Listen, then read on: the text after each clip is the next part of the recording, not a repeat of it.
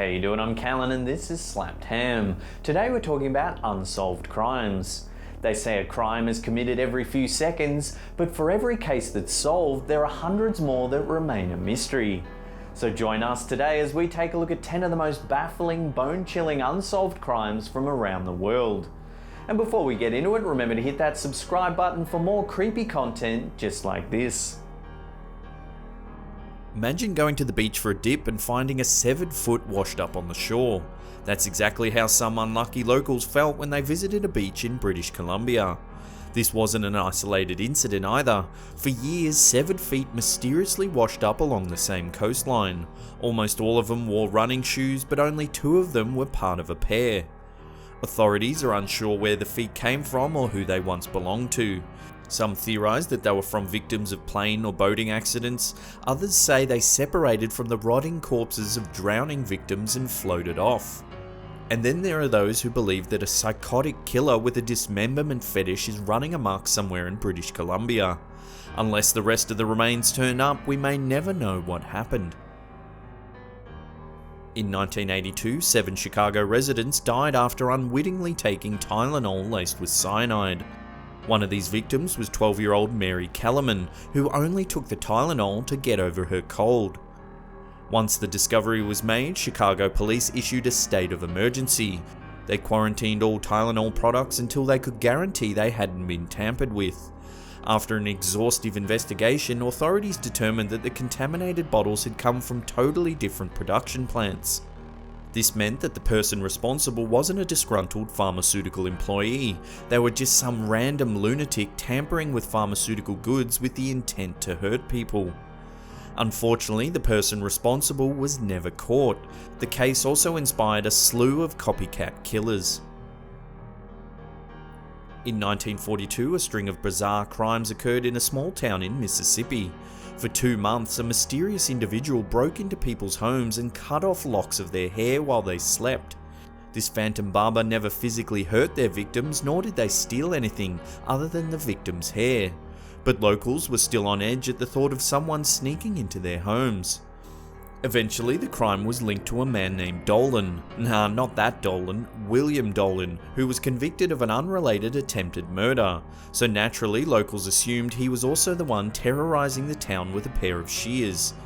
Unfortunately, Dolan was completely exonerated by a lie detector test, which means the sneaking scissor wielder is still out there. This one's a real head scratcher. In 1984, a man was found dead under a street lamp near Australia's Somerton Beach.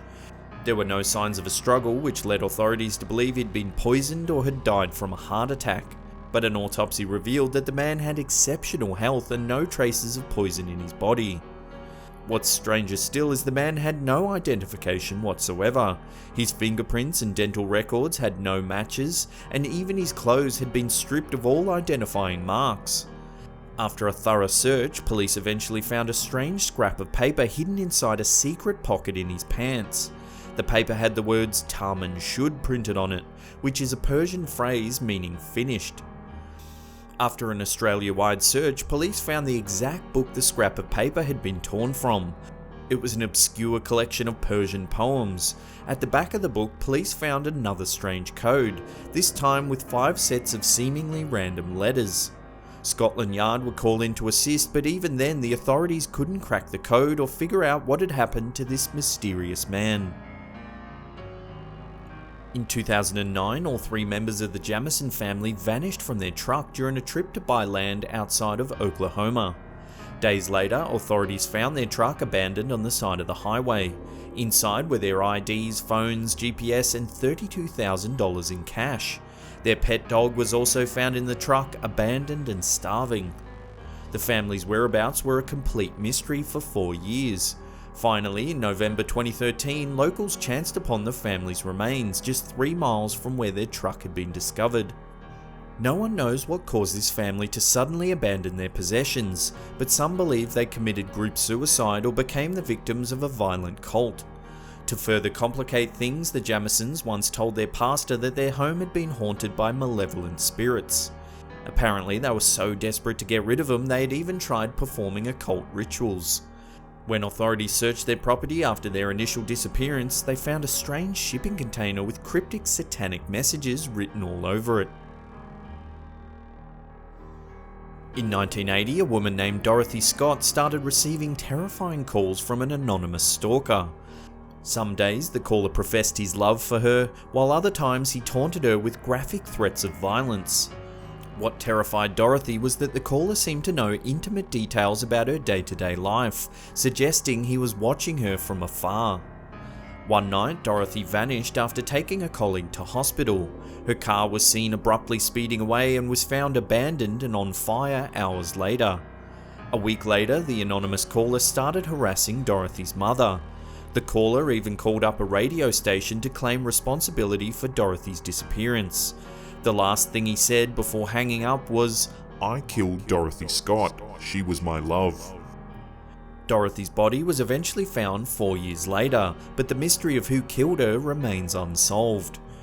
Creepier still, a week after the remains were discovered, Dorothy's parents received 2 calls from an anonymous person asking, "Is Dorothy home?" In 1998, 23-year-old Amy Lynn Bradley went on a Caribbean cruise with her family. Early one morning, she left her cabin for a quick cigarette and was never seen again. Authorities searched the ship but found no sign of her. Because of the ship's rigorous safety measures, investigators determined it was unlikely she'd fallen overboard. Police saw no obvious signs of foul play, though a few passengers said they saw crew members giving Amy lots of inappropriate attention before she disappeared. This led Amy's parents to believe their daughter had been kidnapped and sold into sex slavery. This wild theory was given credence when provocative photos of a woman who looked like Amy turned up online. Several tourists also saw a woman matching Amy's description on a beach in Curacao, and a member of the US Navy claimed he saw Amy working in a brothel against her will. But despite all these clues and sightings, Amy Lynn has sadly never been found. In 2009, Diane Schuler was driving her children and 3 nieces home from a camping trip. On the way, she stopped for McDonald's, filled the car with gas, and made a phone call to her brother. 10 minutes later, she was struck with a sudden illness. Witnesses saw her abruptly pull over to vomit. A short while later, Diane's oldest niece called her father and told him that Diane couldn't see or speak. Diane's brother urged them to stay off the road, but Diane ignored his pleas. A short while later, she was seen driving erratically against traffic. Her car collided head-on with an SUV, killing everyone aboard except her young son. Police and Diane's family were mystified. The toxicology report found Diane's blood alcohol level was somehow twice the legal limit, but those who knew her say drink driving was completely out of Diane's character. And after a thorough investigation, police found that there was no evidence she had been drinking. The multiple witnesses who interacted with her that morning say she appeared completely sober. So what was it that had this effect on her? Strangely, we may never know.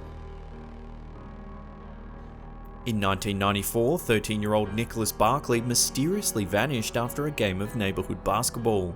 His parents were devastated, but over time they came to accept that he was gone. However, 3 years later, the Barkleys received a strange phone call from someone claiming to be their son. He said he'd been kidnapped and sold into a European slavery ring. Although the story was suspicious, the Barkleys were thrilled about the prospect of reuniting with their son. But when Nicholas stepped off his plane, he looked completely different. He claimed his abductors had chemically changed his eye and hair colour, but this didn't account for his new French accent. The FBI ran DNA and fingerprint tests exposing the new Nicholas as a fraud. His real identity was 23-year-old Frederic Pierre Bourdin, a serial imposter who had assumed hundreds of fake identities, including 3 missing children. Frederic pled guilty to fraud and perjury and spent 6 years in prison. As for the real Nicholas Barkley, unfortunately his whereabouts remain unknown. Before we get to that number 1 spot and take a look at what is truly one of the most bizarre unsolved crimes in history, remember to hit that subscribe button and turn on channel notifications. That way you'll be up to date with all our creepy content.